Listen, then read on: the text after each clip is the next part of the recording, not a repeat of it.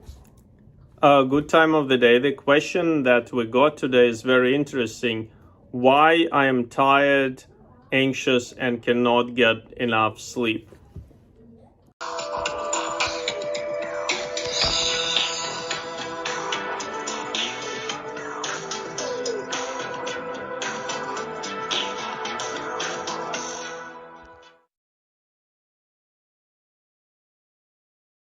Hi, my name is Rick. I've been coming to Mr. Margolin for the past 3 months now.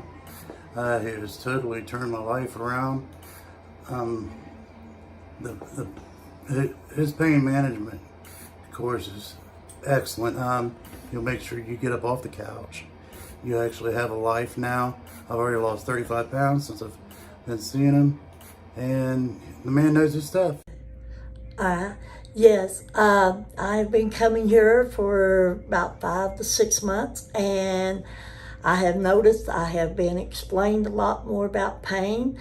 I've been given more detail than just coming in and being just medicated out and sent out the door.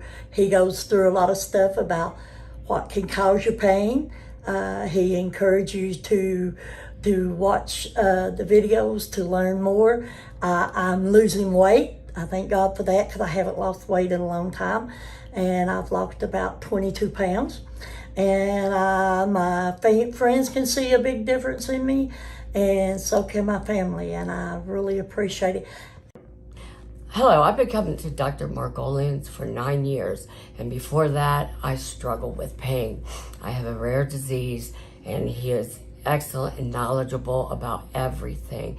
And I love the clinic. I love talking with him just about everything, not just only the pain, but he's knowledgeable about medicine, vitamins, and he's just did me wonders.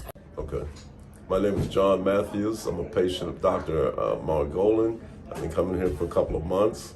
I've had pain so bad in the past that I've been unable to perform basic activities. My quality of life has went down, especially with my daughter, who always wants me to go somewhere with her. But it's moved up considerably since then. And some of the most important things that I've improved has improved. And so I definitely recommend Dr. Margolin's treatment to everybody. I get steroid shots. They help me for about half in between the visits, maybe half the time. And I feel better than I normally ever do.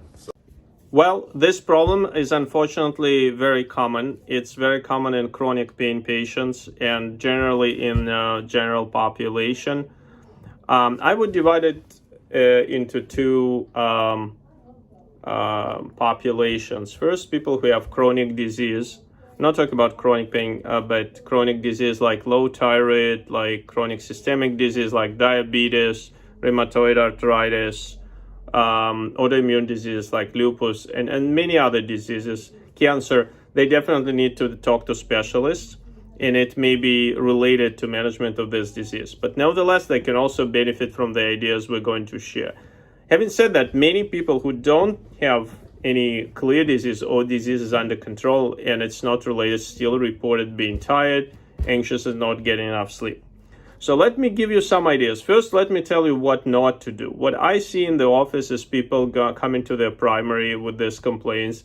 Well, you are tired, you don't get enough sleep, you're anxious, not enough sleep. In this neck of the woods, many times means benzodiazepine, which is sedative. For example, Xanax, Valium, Klonopin, benzo agonists like zolpidem, known as Ambien. And in my opinion, this is a very bad choice for several reasons. First, I'll try to scan this article. There is a consensus in the psychiatric community that benzodiazepines should not be used long-term. They're short-term medications. They're excellent medications, for example, if you need to go colonoscopy and you need to be sedated, but not to take every day for days and weeks and months. They hijack your brain and they create this, I call it zombie-type experience, that you become dependent, what people call hooked up on benzodiazepines. They do not increase a level of your energy.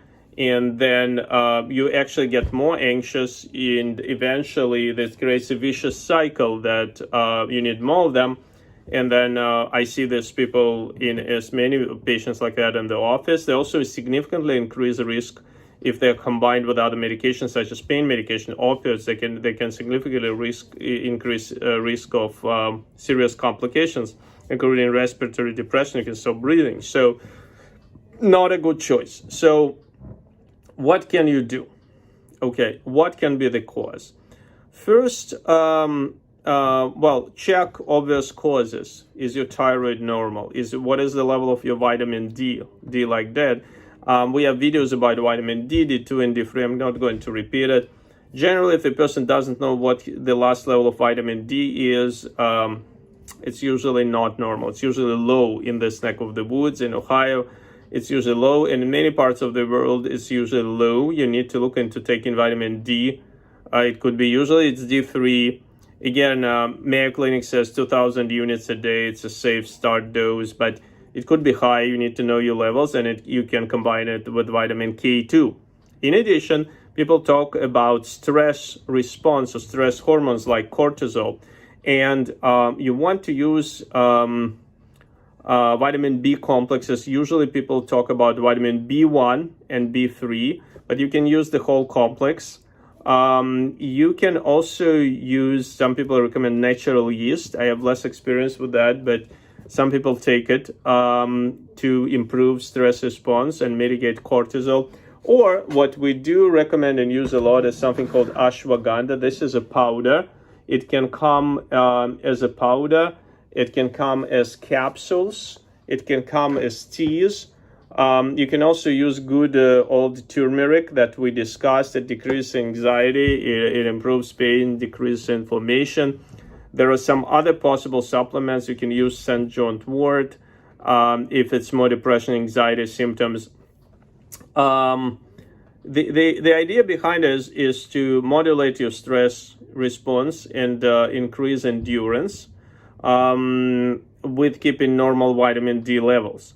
Now, what are other things you want to do? You want to work on your sleep hygiene. No screen time, no watching TV, phones, computers 1 hour before going to sleep, 1.5 hours. Make sure that you wake up at the same time, and other basic things. I'm not going to repeat it. We talked about that in the past.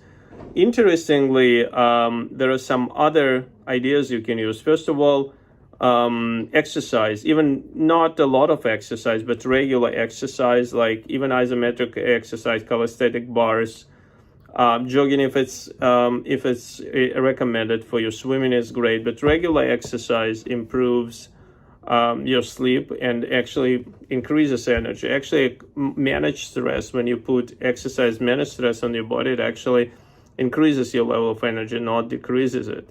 Contrast shower, or at least pouring from a plastic jar, pouring cold water while you're standing under hot shower. And the last point is interesting, infrared sauna or infrared light. I think infrared sauna is the most practical way to go. Infrared light not only beneficial as you just sit in a hot environment. It is shown to increase melatonin levels in your body, which melatonin is a sleep hormone, and it showed to decrease oxidative stress in your body, improving mitochondrial function in your body.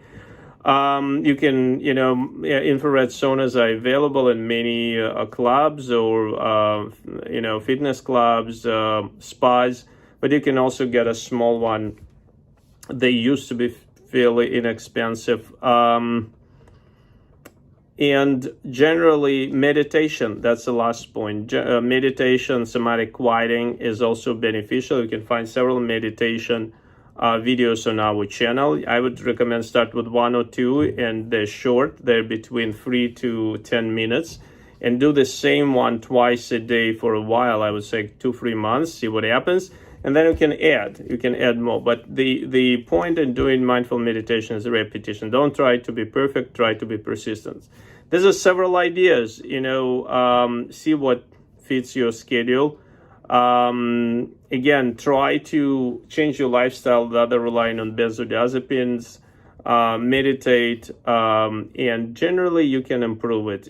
It's not something that you have to live with. And I wish everyone good mood, high levels of energy, and good night's sleep. Thank you.